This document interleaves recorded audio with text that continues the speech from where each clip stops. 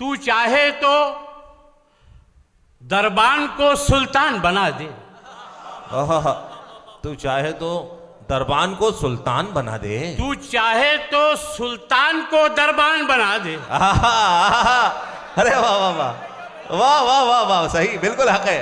वाह वाह वाह वाह। ये चार मिसर आपकी नजर, मलंग साहब की नजर।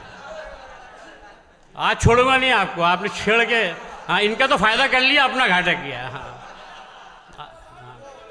तू चाहे तो दरबान को सुल्तान बना दे, तू चाहे तो सुल्तान को दरबान बना दे।